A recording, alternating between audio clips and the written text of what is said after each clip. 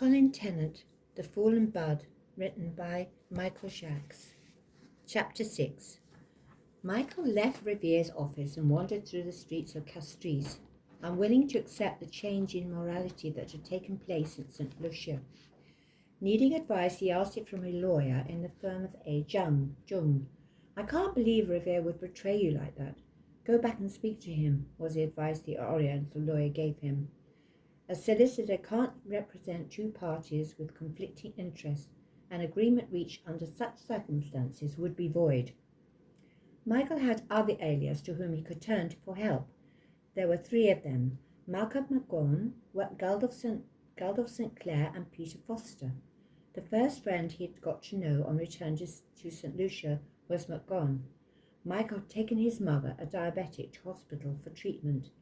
Malcolm was a young civil engineer and undergraduate who had disappointed his parents when he quit home to sing in a group called Boney M.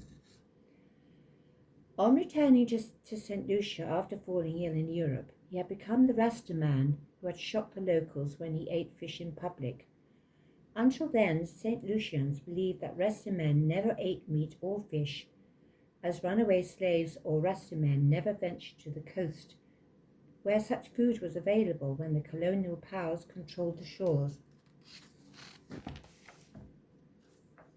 The second person introduced to him by McGaughan was Gandalf St. Clair, a poet who had hosted a radio chat show under the slogan "The Man on the Chair" and "The Voice in the Air."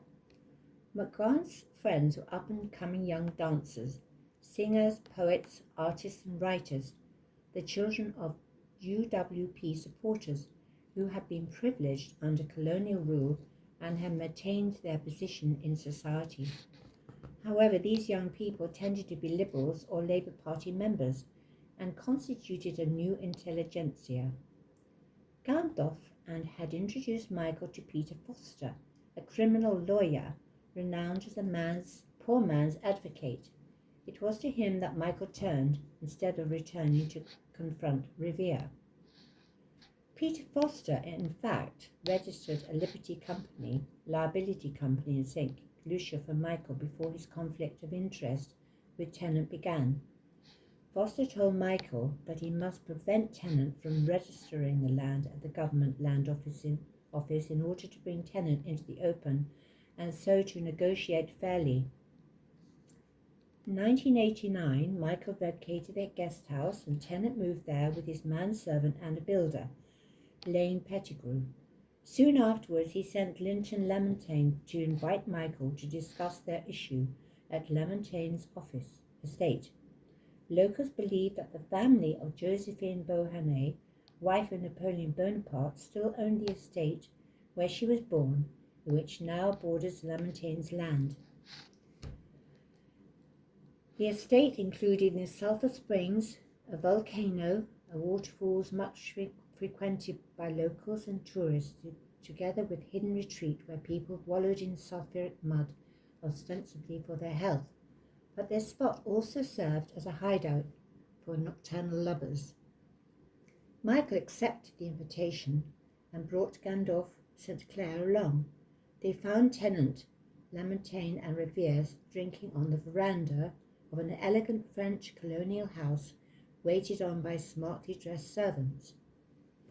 Everyone was ready to discuss the issue, but Tennant somewhat irritably told Michael that he would like to resolve the misunderstanding between them quickly. Michael replied that the property was transferred to his company until he had received the final copy of the sales agreement with the measurements on it. Tennant said that the document was not available, but that Riviere would give him the final copy when it became available. Michael, certain that Tennant was trying to fob him off again, as he had done at the La Creole, exclaimed angrily that Riviere was not to be trusted and that unless he received a document with measurements on it, the agreement was cancelled.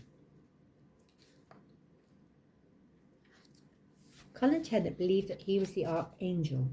Tennant became agitated and jumped up, declaring that the property was now his and that Michael had received payment for it.